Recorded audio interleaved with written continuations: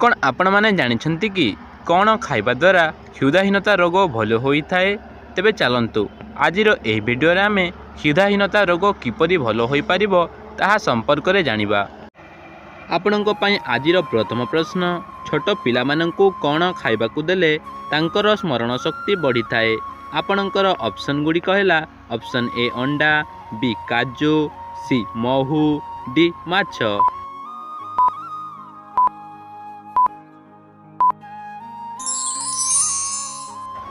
ତେବେ ଆପଣଙ୍କର ସମୟଟି ସମାପ୍ତ ହୋଇସାରିଛି। ଏହାର ସଠିକ୍ ଉତ୍ତରଟି ବି କାଜୁ। ଛୋଟ ପିଲାମାନଙ୍କୁ କାଜୁ ଖାଇବାକୁ ଦେଲେ ତାଙ୍କର ସ୍ମରଣ ଶକ୍ତି ବଢ଼ିଥାଏ। ପରବର୍ତ୍ତୀ ପ୍ରଶ୍ନ, କେଉଁ ଦେଶର ଲୋକ ଷଣ୍ଢ ସହିତ ଲଢ଼ାଇ କରିଥାନ୍ତି? ଆପଣଙ୍କର ଅପସନ୍ ଗୁଡ଼ିକ ହେଲା ଅପସନ୍ ଏ ଚୀନ, B Bhutan, C Nepal, D Spain.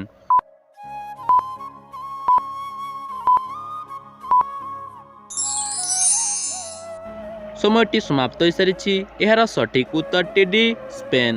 Spain ଦେଶର ଲୋକ ଷଣ୍ଢ ସହିତ ଲଢ଼ାଇ କରିଥାନ୍ତି।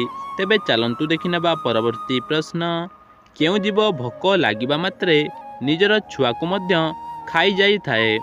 ଆପଣଙ୍କର ଅପସନ୍ ଗୁଡ଼ିକ ହେଲା ଅପସନ୍ ଏ ସାପ, ବି କୁମ୍ଭୀର, ସି କଇଁଛ, ଡି ନେଉଳ।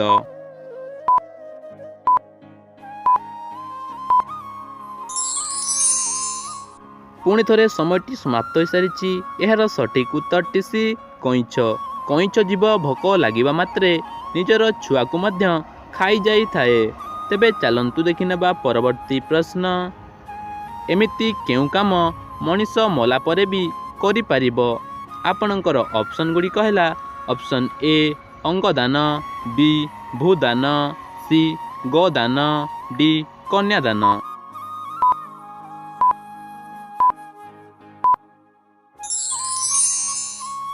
ସମୟଟି ସମାପ୍ତ ହୋଇସାରିଛି। ଏହାର ସଠିକ୍ ଉତ୍ତରଟି ଏ ଅଙ୍ଗଦାନ। ମଣିଷ ମଲା ପରେ ମଧ୍ୟ ଅଙ୍ଗଦାନ କରିପାରିଥାଏ। ତେବେ ଚାଲନ୍ତୁ ଦେଖିବା ପରବର୍ତ୍ତୀ ପ୍ରଶ୍ନ, ରବିବାରକୁ କେବେଠାରୁ ଛୁଟି ଦିନ ଭାବେ ଘୋଷଣା କରାଯାଇଥିଲା? ତେବେ ଆପଣଙ୍କର ଅପସନ୍ ଗୁଡ଼ିକ ହେଲା ଅପସନ୍ ଏ 1848, ବି 1888, ସି 1842, ଡି 1843।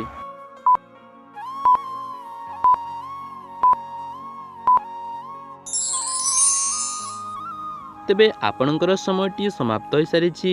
ଏହାର ସଠିକ୍ ଉତ୍ତରଟି ଡି 1843। ରବିବାରକୁ ଛୁଟି ଦିନ ଭାବେ 1843 ମସିହାରେ ଘୋଷଣା କରାଯାଇଥିଲା। ଚାଲନ୍ତୁ ଦେଖିବା ପରବର୍ତ୍ତୀ ପ୍ରଶ୍ନ, ବାସ୍ତୁଶାସ୍ତ୍ର ଅନୁସାରେ ତକିଆ ତଳେ କ'ଣ ରଖି ଶୋଇଲେ ଶରୀର ପାଇଁ ଅତ୍ୟନ୍ତ ଭଲ ଅଟେ? ତେବେ ଆପଣଙ୍କର ଅପସନ୍ ଗୁଡ଼ିକ ହେଲା ଅପସନ୍ ଏ ଗୁଜୁରାତି, ବି ଓସ୍ତପତ୍ର, ସି କର୍ପୂର, ଡି ତମ୍ବାମୁଦି।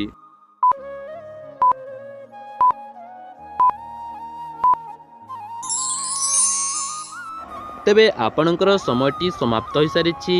ତେବେ ଏହାର ସଠିକ୍ ଉତ୍ତରଟି ବି ଓସ୍ତପତ୍ର। ବାସ୍ତୁଶାସ୍ତ୍ର ଅନୁସାରେ ତକିଆ ତଳେ ଓସ୍ତପତ୍ର ରଖି ଶୋଇଲେ ଶରୀର ପାଇଁ ଅତ୍ୟନ୍ତ ଭଲ ଅଟେ। ପରବର୍ତ୍ତୀ ପ୍ରଶ୍ନ, ଭାରତର କେଉଁ ରାଜ୍ୟ ସର୍ବପ୍ରଥମେ ବିଦ୍ୟୁତର ବ୍ୟବହାର କରିଥିଲା? ଆପଣଙ୍କର ଅପସନ୍ ଗୁଡ଼ିକ ହେଲା ଅପସନ୍ ଏ ଓଡ଼ିଶା, ବି କେରଳ, ସି ପଶ୍ଚିମବଙ୍ଗ, ଡି ରାଜସ୍ଥାନ।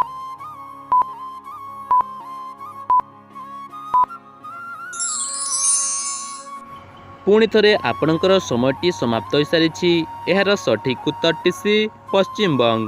ଭାରତର ପଶ୍ଚିମବଙ୍ଗ ରାଜ୍ୟ ସର୍ବପ୍ରଥମେ ବିଦ୍ୟୁତର ବ୍ୟବହାର କରିଥିଲା। ପରବର୍ତ୍ତୀ ପ୍ରଶ୍ନ, ଦୁନିଆର ସବୁଠାରୁ ଛୋଟ ଦେଶର ନାମ କ'ଣ? ଆପଣଙ୍କର ଅପସନ୍ ଗୁଡ଼ିକ ହେଲା option a Peru, b Vatican city, c Norway, d Uganda.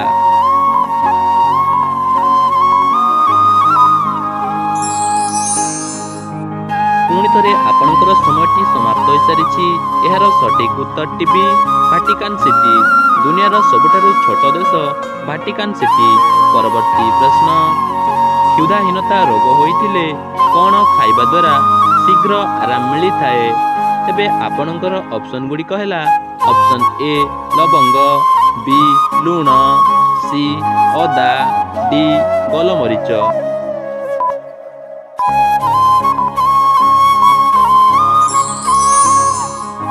ତେବେ ଆପଣଙ୍କର 5 ସେକେଣ୍ଡର ସମୟ ଅବଧି ସମାପ୍ତ ହୋଇସାରିଛି। ଏହାର ସଠିକ୍ ଉତ୍ତରଟି ହେଲା ଅପସନ୍ ବି ଲୁଣ, ଅପସନ୍ ସି ଅଦା। କ୍ଷୁଧାହୀନତା ରୋଗ ହୋଇଥିଲେ ଲୁଣ ସହିତ ଅଦା ଖାଇବା ଦ୍ୱାରା ଶୀଘ୍ର ଆରାମ ମିଳିଥାଏ।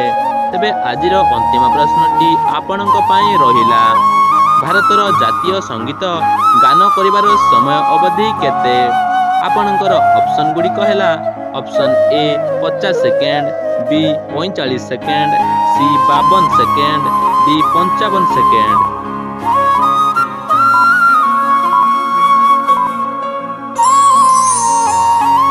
ତେବେ ଏହାର ସଠିକ୍ ଉତ୍ତରଟି ଆପଣମାନେ କମେଣ୍ଟ ମାଧ୍ୟମରେ ଜଣାନ୍ତୁ।